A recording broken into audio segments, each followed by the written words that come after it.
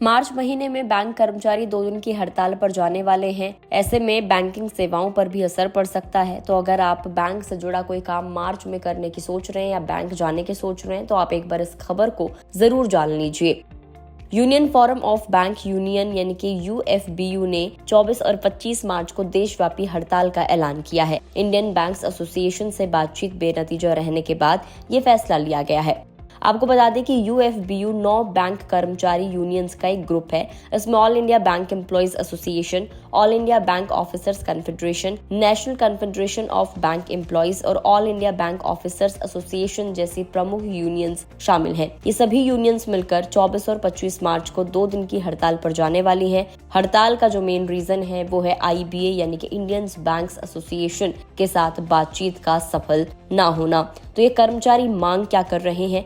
Bank कर्मचारियों की कई डिमांड्स हैं, जिसमें जो सबसे मेजर डिमांड है वो है 5 दिन के कार्य सप्ताह की। अभी तक दूसरे और चौथे शनिवार को बैंक बंद रहते हैं, लेकिन बैंक कर्मचारी ये डिमांड कर रहे हैं कि हफ्ते में 5 दिन वर्किंग हो और 2 दिन छुट्टी रहे, हॉलीडे रहे। इसके अलावा सभी कैडर में भर्ती और पब्लिक सेक्टर बैंकों में वर्कमैन और ऑफिसर डायरेक्टर के खाली स्थानों को भरने की भी डिमांड की जा रही है। बताया जा रहा है कि IBA के साथ कई दौर की बातचीत के बावजूद भी मुख्य मुद्दों का कोई भी सलूशन नहीं हो पाया है। बताया जा रहा है कि IBA के साथ चर्चा के बावजूद जो मेन मुद्दे हैं वो अनसुलझे ही रह गए। UFBU फाइनेंस मिनिस्ट्री के वित्तीय सेवा विभाग के खाला निर्देश को वापस लेने की भी डिमांड कर रहा है। ये निर्देश प्रदर्शन समीक्षा और प्रदर्शन से जुड़े प्रोत्साहन से जुड़ा हुआ है। यूनियंस का ये दावा है कि ऐसे उपायों से बैंक कर्मचारियों की नौकरी की सुरक्षा को खतरा है। यूनियंस वित्तीय सेवा विभाग की तरफ से सार्वजनिक क्षेत्र के बैंकों के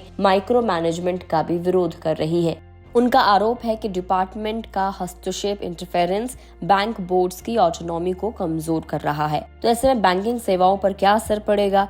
UFBU की दूसरी डिमांड्स में ग्रेचुइटी अधिनियम में संशोधन करके इसकी सीमा को 25 लाख रुपए तक बढ़ाना है। इसे सरकारी कर्मचारियों की योजना के साथ अलाइन करना है और इनकम टैक्स की छूट की डिमांड करना इसमें शामिल है। इसके अलावा IBA के साथ बचे हुए मुद्दों का समाधान भी UFBU की मांगों में शामिल है। पहले भी UFBU ने इन डिमांड्स को लेकर हड़ताल की अनाउंसमेंट की थी। इसमें सार्वजनिक क्षेत्र के बैंक्स में वर्कमैन और ऑफिसर डायरेक्टर के पदों को भरना शामिल था। यह हड़ताल बैंकिंग सेवाओं को भी इम्पैक्ट कर सकती है।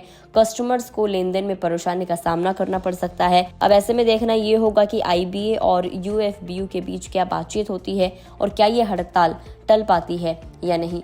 वीडियो में इतना ही। आपको जानकारी कैसी लगी कमेंट करके जरूर बताएं। अगर आप इस वीडियो को फेसबुक पर देख रहे हैं तो फेसबुक पेज को लाइक करें। यूट्यूब पर देख रहे हैं तो गुड रिटर्न्स के यूट्यूब चैनल को सब्सक्राइब करना ना भूलें।